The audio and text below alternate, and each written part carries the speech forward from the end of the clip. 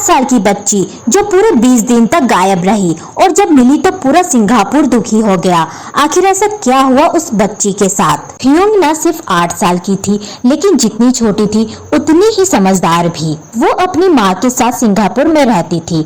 उसकी माँ एक सब्जी फल मार्केट पासिर पंजंग होलसेल सेंटर में काम करती थी। ह्योंग ना 8 साल की थी, लेकिन जितनी छोटी थी उतनी ही समझदार भी। उसकी मुस्कान में एक ऐसी मासूमियत थी कि जो भी उससे एक बार मिलता वो उससे कभी नहीं भूल पाता। उसकी मॉम जिस मार्केट में काम करती थी वहाँ के लोग ह्योंग ना को बहुत ही ज्यादा प्यार करते थे। वो सबकी मदद किया करती थी और दूसरों से जल्दी घुल मिल जाती थी। 10 अक्टूबर 2004 ह्योंग ना मार्केट में ही खेल रही थी और अचानक से ही गायब हो जाती है।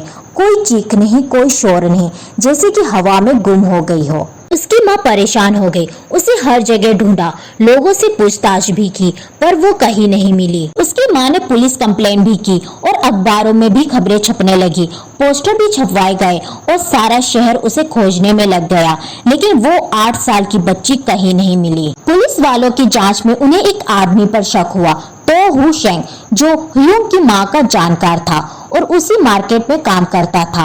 ह्योंग को कई बार उसके साथ खेलते हुए देखा गया था। जब उसे पूछताछ के लिए पुलिस स्टेशन बुलाया गया तो वो घबराया हुआ था और सही से जवाब नहीं दे रहा था। लेकिन जैसे ही पुलिस उसे दूसरी बार बुलाती है तो वो मलेशिया छोड़कर भाग जाता है। लेकिन फिर 10 दिन के बाद वो खुद पुलिस स्टेशन में आकर खुद को पुलिस के हवाले कर देता है और बताता है कि मैंने ही ह्योंग ना को मार डाला।